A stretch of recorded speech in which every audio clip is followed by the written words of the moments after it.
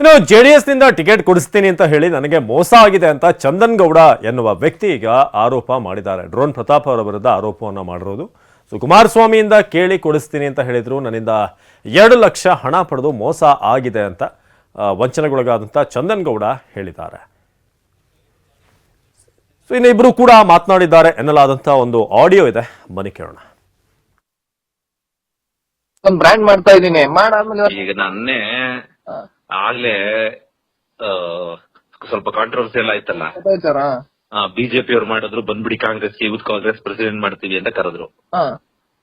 ಆಗ ನಾನೆಲ್ಲ ಓಡಾಡ್ತಿದ್ದೆ ಕುಮಾರಸ್ವಾಮಿ ಅವ್ರ ಜೊತೆ, ಡೈರೆಕ್ಟ್ ಆಗಿ ಹೋಗಿ ಮೀಟ್ ಮಾಡ್ತಿದ್ದೆ. ಗೊತ್ತಾಯ್ತಾರ ಅವಾಗ ತುಂಬಾ ಹೈ ಲೆವೆಲ್ ಇದ್ರಿ ನೀವು. ಈಗ್ಲೂ ಹೋಗ್ತೀನಿ ಮೀಟ್ ಮಾಡಕ್ಕೆ ತೋಟದ ಮನೆಗೆ, ಬಟ್ ಎಲ್ಲೂ ಫೋಟೋ ಹಾಕಲ್ಲ ಅಷ್ಟೇ.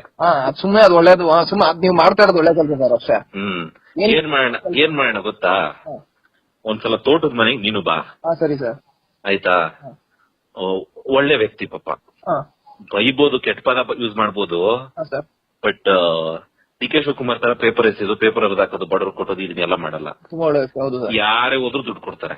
ಅದ್ರ ದುಡ್ಡು ಇಸ್ಕೊಳಕಂತಲ್ಲ, ಬಟ್ ಈ ತರ ಕೇಳು ಹಿಂಗ್ ಟಿಕೆಟ್ ಬೇಕು ಆ ಸರ್. ಆಯ್ತಾ? ಅವ್ರದ್ದೊಬ್ರದೇ ಇಲ್ಲಿ, ಅವ್ರೊಬ್ರು ಹೇಳಿದ್ರೆ ಸಾಕು. ಅದ್ನೇ ನಾನು ಹೇಳ್ತಾ ಇರೋದು, ಅಂದಾನಿದೇನು ಇಲ್ಲ.